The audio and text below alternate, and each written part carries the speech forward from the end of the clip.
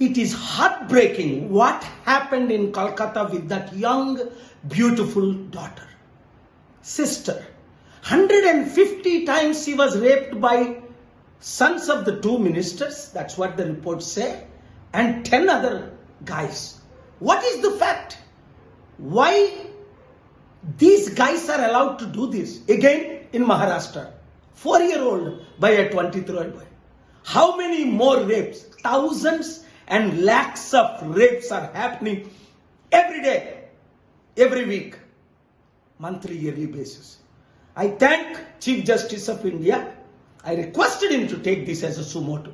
Shame on people like Kapil Sibal who are defending the killers and rapists and murderers, though he is my friend.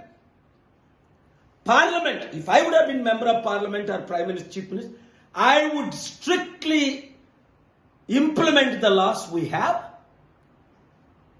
create new laws, there won't be any rapists left over. ఎంత ఘోరం, ఎంత పాపం, ఎంత అవినీతి.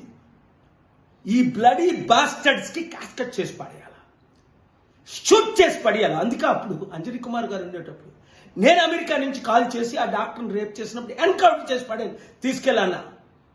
నలుగురిని encounter చేశారు KCR government. వీడు నేను చేశానని ఒప్పుకున్న తర్వాత ఇంకేంటి 10 సంవత్సరాలు 20 సంవత్సరాలు ట్రైల్ అవ్వడమా? ఈ లోపుని 10 లక్షలు 10 కోట్ల మంది రేప్ చేయబడ్డమా? ఏం జరుగుతుంది మన దేశంలో? 22 అరబ్ కంట్రీస్ లో జరుగుతుందా? 56 ముస్లిం కంట్రీలో జరుగుతుందా? ఎందుకు? అక్కడ చట్టాలు వేరుగున్నాయి. ఇంత టార్చర్ చేసి రేప్ చేస్తే నోరు మూసి కూరుకోవడమా? డిబేట్లు రాజీవ్ గాంధీ విగ్రహం పెట్టాలా? ఎవడు? అరే 14 మంది ప్రైమ్ మినిస్టర్ విగ్రహం పెడితే పెట్టి అర్థం మానేసాయి. ఒక రాజీవ్ గాంధీ ఏమైనా ఉద్ధరించాడా? ఇందిరాగాంధీ ఉద్ధరించలేదా? వాజ్పేయి ఉద్ధరించలేదా? ఏంటి దీనికా?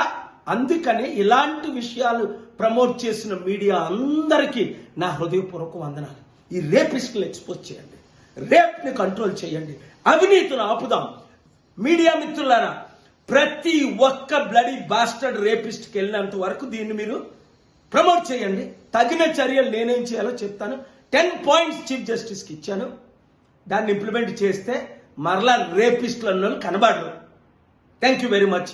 ప్రార్థించండి. God bless you. షేర్ చేయండి.